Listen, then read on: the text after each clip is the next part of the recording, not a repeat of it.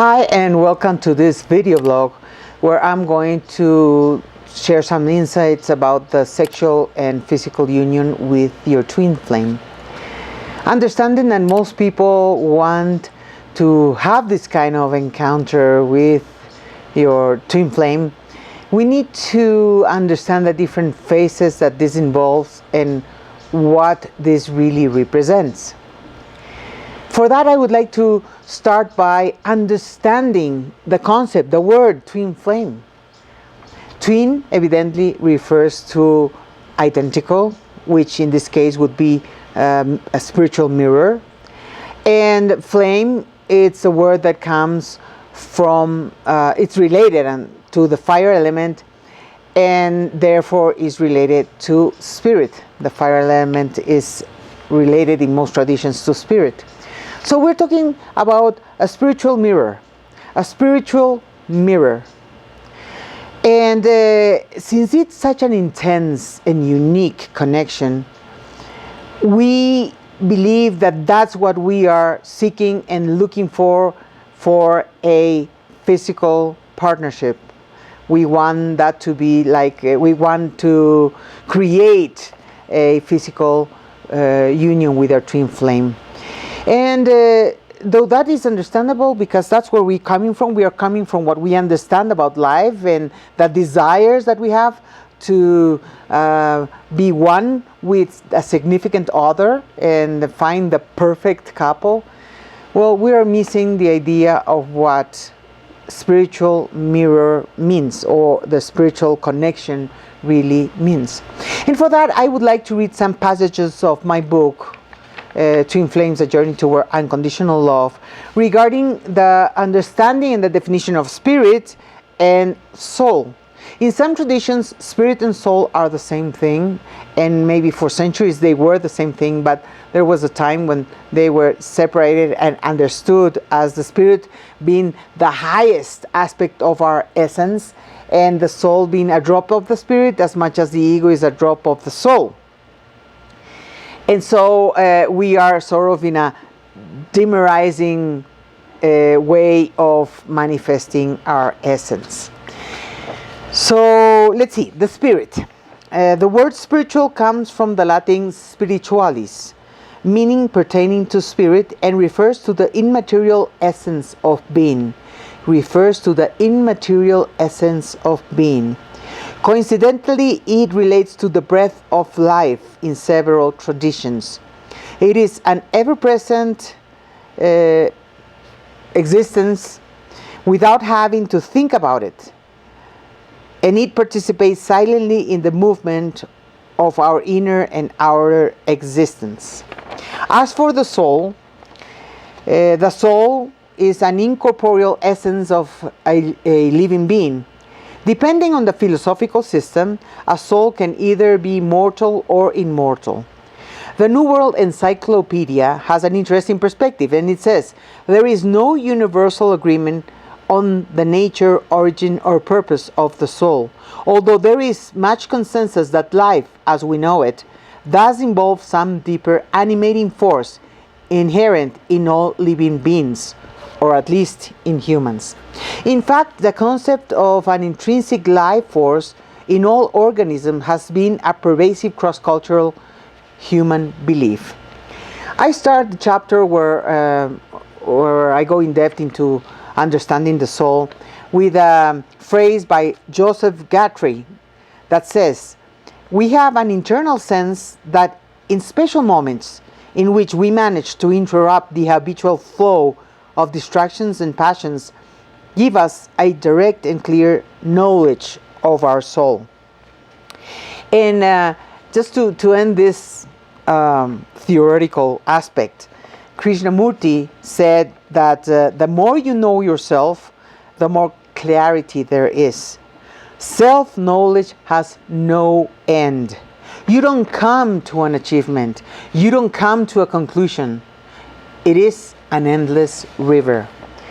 And that is what makes life fascinating, that we can always keep on expanding our horizons and connecting to a multi-dimensional existence. And so Coming back to the idea of union, physical union and sexual union with your twin flame, it's not exactly that you don't need to have that, but if you want to really understand and open up to these other dimensions that are broader, that are all encompassing, and that are that feel truer, then we need to work on ourselves and our attachments to our desires, our attachments to want to be in physical union with our twin flames. There is so much confusion because most people are driven by their desires and their desperate need to be loved and love. Yet the love that we can come to know through our twin flames, which is unconditional love, it's vibrating at such higher dimension, at such higher level of consciousness, that it has nothing to do with our desires, to our carnal desires to be together. And about marriage and about this concept of union, I would like to share a passage that I also include in the book from the Gospel of Philip that says the following, and this is part of the apocryphal Gospels, and it says, "Physical marriage sullies the human being and opposes spiritual marriage that is immaculate." Spiritual marriage is immaculate. The second, that is spiritual marriage, is pure. The first, carnal and material, therefore degraded and lousy, it's not pure. Spiritual marriage belongs to the light, the physical one to darkness. And this really makes a lot of sense when we understand what the spiritual dimensions imply. So we are trying to understand spiritual dimensions from our carnal desires, from our physical perspectives, and we won't grasp from this dimension the spiritual realms. That is why we need to do so much inner work to break our limitations and to find a way. Nobody can do this for us. We have to find a way to break through our own mental structures, to tap into higher realms. Somewhere in this journey, for many people, there will be a place where both meet. The higher realms and the lower realms meet, and there is a very worthy understanding that makes us change, because obviously when we reach higher levels of understanding, it is easier to surrender to them, because they feel the experience of higher realms feels more profound. It's truer. It feels there's some sort of certainty, that we don't feel when we are dealing with a physical realm of uncertainty, definitely, of polarity, of disconnection. You see, so most of us coming from this world of disconnection from our inner selves and our inner world and our soul, we will want to have this kind of relationship with what we believe is our twin flame, because we are coming from the needs, the physical needs. Now, I certainly believe that there are times in the historic periods where twin flames come divided to the third dimension in order to experience union in the physical realm and experience unconditional love in a more benevolent way. But we are in a transition of era. We are moving from the Pisces to the Aquarian age, and in order for us to start sort of anew in a new dimension of existence, we need to break apart. We need to dismantle this illusion that we have created about love and relationships, and we need to tear apart our ego for the voice of the soul to open, for the voice of the soul to come through. And this is not an easy task. This is a very tough work. Yet this is amazing, because the little steps that we take on this journey are going to make us feel more grounded, are going to make us feel deeper, and we will find inner peace at the perfect timing once we've done this work.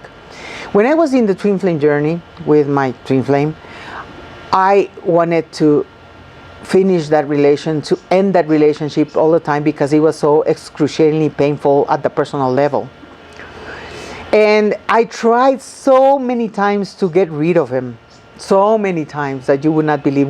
We fought like 1,000 times in the 7 year period that we were in constant communication, and it was fighting all the time and hurting ourselves all the time. And one would think this was a karmic relationship, but there was so much more to it, that coming from the mystical realms, that it was impossible for me to disconnect from him. And I thought this was going to be impossible. I was unable to disconnect from him. I was unable to not get any mystical or immaterial soul information, connection, and the like. I gave up. I says, okay, I'm just going to say what it is, and I'm not going to fight this anymore. And once I had the experience of unconditional love, it took me a while to assimilate it and understand it. So, it was part of all that process. I'm still processing it, even though it's been ages, it's been a long time, but I still get a lot of information from what I experienced. And then one day, when I already let go of so many things, I did so many inner processes to change my experience, my perceptions, my points of view about the relationship, and mainly the changes came from the Kundalini experience of awakening that brought me so much awareness about so many things. One day, the connection disappeared. I didn't feel him anymore. He was not there anymore. The Kundalini stopped. And as much as I was grateful for the roller coaster to have stopped, I was also sad, because what the Kundalini awakening brought me was such a marvelous gift. Why it happened, I have no idea. I had to accept that it happened that way for me. And I understood, since the story of one is the story of everyone, I understood that the connection sort of fades away when one has done enough inner work and transformation that was required according to whatever we have contracted to do the work, so that we can continue on our journeys. And so I can say that I'm still learning from all that happened. There's so much to extract little by little, and there's more awareness and more openness to acquire from just doing a profound discernment of the experiences. And I don't know how long it will take, and I don't know what will happen. I'm not interested in the future, but the present, which is the best way of living. And so one of the things that was very clear to me, and I had to let go of my physical desires and my wish to be together with him. I fought so much for that, and the reasons why I suffer is because I wanted a relationship with him.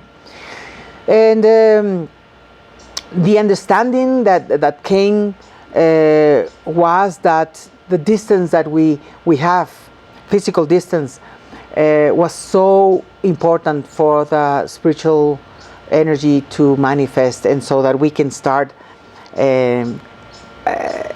connecting to it, that we can start questioning it, that we can start researching it, because it is very intriguing. It is very extremely intriguing because it has nothing to do with the rational world that we are accustomed to live in. So the love, that it is the major mission, the most important mission for twin flames, it is most powerful when we do not comply with the physical demands. And for that, I would like to share another passage from the book that I have, that I wrote to share with you, that says, the most profound teachings of Jesus, Buddha, Paramahansa Yogananda, Krishnamurti, and all the enlightened teachers that can be named are based on one thing, which is love. Their understanding of love is of such high and fine quality that everything moves around it. Interestingly, how much we globally understand about love is reflected in the chaotic and dysfunctional world we live in, governed by anger, fear, and violence. We cannot grasp the depth of their wisdom because we are still asleep. Consider, how does it feel, this love that they talk about? We can have theoretical ideas, we can speculate, we can have some knowledge, but wisdom is a journey of awakening. Only when we achieve the experience of that kind of love will we know what they meant. Spirit, inner peace, liberty, love, and compassion are the same thing in that high consciousness dimension. So let's not delay our journey, because what we are searching for, whether we know it or not, is at the core of our spirituality. And let's remember that spirituality is inherent to human beings. It's our nature. We don't need religion to connect with spirituality.